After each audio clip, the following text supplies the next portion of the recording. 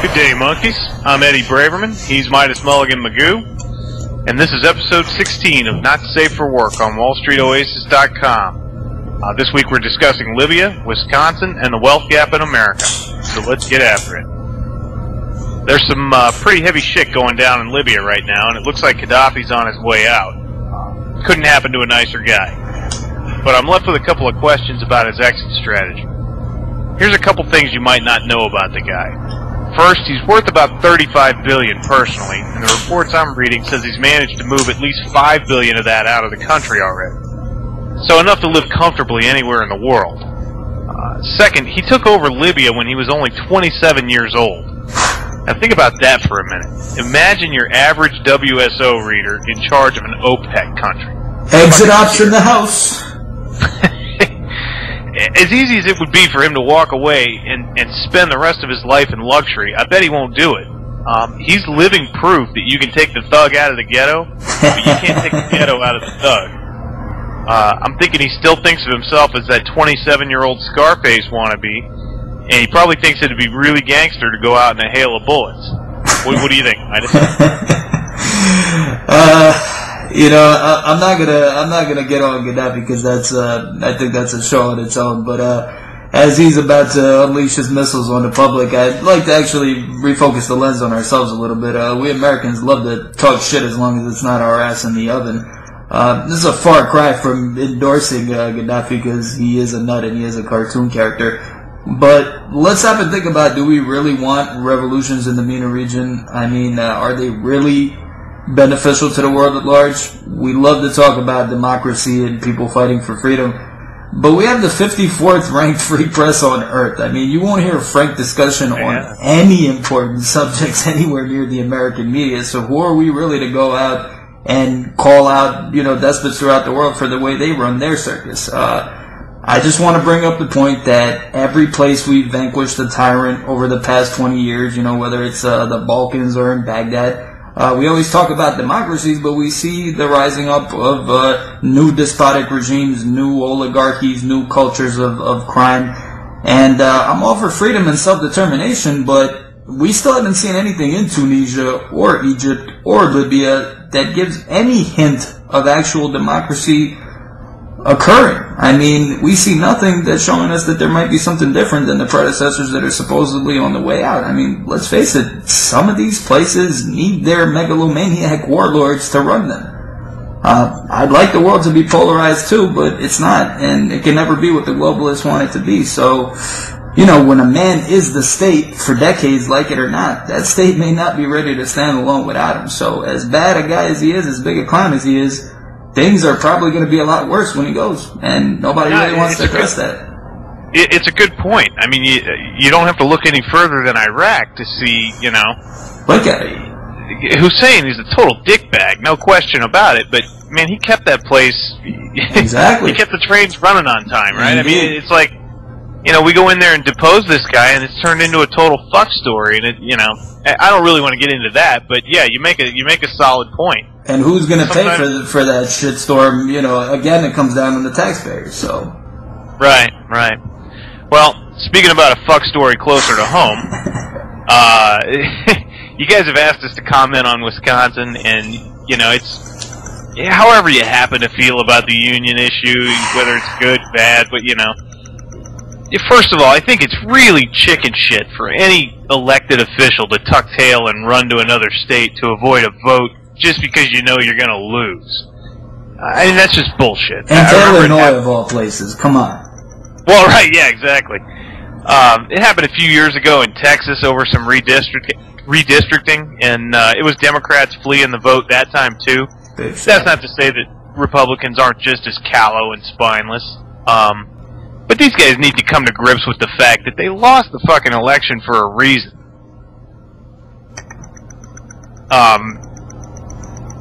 Sorry, we hit a gap there in our connection. So, these guys lost the election for a reason. I mean, your ideology is no longer acceptable to the majority of the voters in your state. People aren't stupid for the most part, and they have an interest in saving the ship before it goes down. Union labor's been gaming the system for decades longer than the protection unions provide has been necessary. I mean, seriously, you don't You don't have 8-year-olds working in sweatshops in Milwaukee anymore. You gotta go to Queens if you want to see that shit. It's about time the unions are brought to heel. What do you think?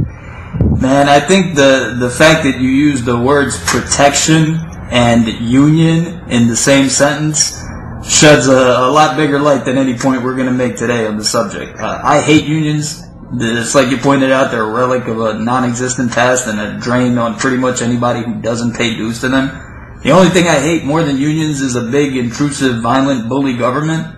But that having been said, when a government actually seeks to step up and lead and regulate and fix the mistakes of prior governments, that's something that should be applauded, and it's called leadership. So anyone willing to step up and lead in these sort of lethargic times gets nothing but a vote of confidence for me. Scott Walker's doing the dirty work, and he's definitely going to take the heat for it. You know, some of these prank calls and these ridiculous things that he's being subjugated to now are just a perfect example. You know what though? That shows his inexperience though. That he walks into a situation like that, and I don't honestly know enough about the guy to really form an opinion about him. But when a guy calls you up claiming to be coke, you don't think maybe you say, you know what? Can I call you right back? I hear you, but at the same time, I'm not electing him to be the guy that fucks all the tens at the bar. I'm electing him to be honest and to work hard. If that means he gets made a clown of on TV, that's fine, but that has jack shit to do with the issue. The issue is that teachers' unions are the biggest fucking special interest group in terms of campaign donations in America. Bigger than Big Oil, bigger than Wall Street. They gave Obama $100 million 2 years ago. They give about $100 million every single election. They cannot be treated like there's some kind of innocent, bunch of Susie homemakers, teaching reading class 2 hours a day. Come on. You work 8 months out of the year. You should get paid 8 months out of the year. You should shut the fuck up and be happy about it. But they still want more. So appropriately, kids are learning less, being challenged less in school. All the standardized test results are poor. What are you guys bringing to the table? Jack shit. So unless we're going to have quid pro quo, shut up and take your slaps. If America's going to be a force in the 21st century like it was in the 20th, entitlements got to go out the window. And that's the end of the story. Yeah, well, teaching is life's plan B, right? Exactly. All right, dude. Well, you wrote a post about the wealth gap this week that's gotten somewhere around 300 comments so far. Ridiculous. It's pretty crazy. Yeah. First of all, let me give a shout out to my boy Monkey Sama. Dude, he waged a pretty impressive one-man offensive in the comments on that thread, and I just want to let you know that I support your position. I don't necessarily agree with all of it, but you hit the nail on the head with a couple of points you made, and don't take all the monkey shit personally. It's no secret that the wealth gap in America is out of control, but it's also nothing to lose sleep over either. But what you guys need to realize is that you're here for roughly 75 years, barring any fatal accidents or illnesses. And it doesn't really matter if you spend that time rich or poor, or somewhere in the middle. I'm going to go into further detail on this in one of my posts during Man Week, but the takeaway is this. You're not going to save the world, so, kick back and find some enjoyment in the time that you have here. Not everyone needs to be a billionaire. What do you think, dude? A man at peace with his mortality. Well, fuck you, fuckball. I want my McMansion and my gold latte. No, there's always a topic that gets people's blood boiling, and it's ridiculous to try to convince either side of the aisle of anything. You pick your side, and that's the side you're on. That's fine with me. But that having been said, as a guy who preaches some pretty laissez-faire capitalist ideas from time to time, I want to actually look at the sort of quote-unquote socialist point of view. Does the America we've been hearing about forever really exist? We keep hearing about a shrinking middle class, but I don't even see it anymore. I don't think it's there. Somebody actually commented in that thread, I believe, that all he wants to do is make $800K a year and be upper middle class. That's fucking nuts! 90% of the public in the richest country on earth should not be averaging $30K a year, no matter how you spin it. I mean, you travel the world, you see some disturbing shit. You got people in second world and arguably even some third world countries living a better quality of life than many Americans. I mean, this of course is in direct proportion to our money worship that you alluded to. But the truth is that these people up in the 1% range are not that irreplaceable, nor do they deliver that much utility. I mean, the truth is that, the symbiotic relationship of government and the biggest businesses has gotten so far out of whack that young, industrious, and in many cases superior competitors are being completely frozen out.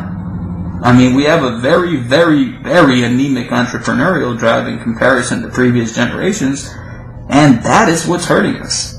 It's not even the printing presses of monopoly money so much. The truth is, if we don't create new opportunities, new businesses, new wealth, there's not going to be any recovery and any improvements and any better quality of life long term, despite of whatever stories, we're spinning to each other on a daily basis. So we shouldn't really be focusing that much on whether the gap exists, but on how to narrow it, and via hard work, not excuses and not arguments. Just some food for thought. Yeah, see, I don't see a rebirth of the middle class anytime soon. I see us in this sort of technocratic revolution that started with the internet, and you're gonna see a lot of kids with brains and that are sharp. They might go from the bottom of the lower classes and just get vaulted into the upper classes, but they're not gonna stop at middle. You provide an idea like Foursquare or, some other dipshit internet thing that catches fire. You might be working out of your garage one day, and the next day, you're a billionaire. Look at Zuckerberg. But I just don't see a lot of people landing in the middle. Like, there's factory jobs. Are you kidding me? Forget it. You're not going from being a paper boy to being an auto worker anymore. It just doesn't exist. No, and I think a lot of these guys are really fooling themselves. That's why I think we got to bring it up to our audience. Like, listen, maybe you're going to be Zuckerberg, but for every Zuckerberg, there's a million other suckers out there who are just propping up the Ponzi scheme. So think about whether that's really where you want to be. But moving right along to the book selections, I think it's kind of appropriate to talk about the Clue Train Manifesto, which I'm betting a lot of you guys haven't heard of. It's from the dinosaur ages of me and Eddie's time 10 years ago. But it was the revolutionary business book at the time, and it outlined how business would change for the better in the internet era. And it's mostly marketing focused, but a lot of this stuff applies to finance and all industries. And I think it's just a great read for both its ideas and how they looked at that time, and for the way it inadvertently illustrates how quickly ideas and notions are becoming obsolete in this world. So with every passing day, I have less of a desire to discuss some of these topics, which will no longer have any relevance that we go so crazy about, such as who's rich and who's poor. Even though the establishments of the world push these ideas down our throat, like your parents did the Brussels sprouts at dinner, you gotta stop and ask yourself at one point, what does this shit really mean, and is it really relevant to you? That's all from me for now. Until Man Week, Eddie. Alright, well, this might be counterintuitive to what I said in the last segment, but this is a book I've recommended on the site before, and it's one you definitely should read. The book is How to Get Rich by Felix Dennis. And it actually doesn't run counter to my advice, because the author, who founded Maxim magazine, advises you not to even try to get rich, because it's, number one, it's not worth the effort, and number two, you'll probably fail anyway. I know that doesn't sound like a ringing endorsement for a book, but if you want pie in the sky, go read any one of the million of get-rich-quick books out there on the market. But if you want real, hard, entrepreneurial advice with a healthy dose of gallows humor, read this book. So that's all I've got for this week. Keep your heads down and your powder dry, and we'll see you next week on Not Safe for Work. Take it easy, Stay classy, WSO. See you soon.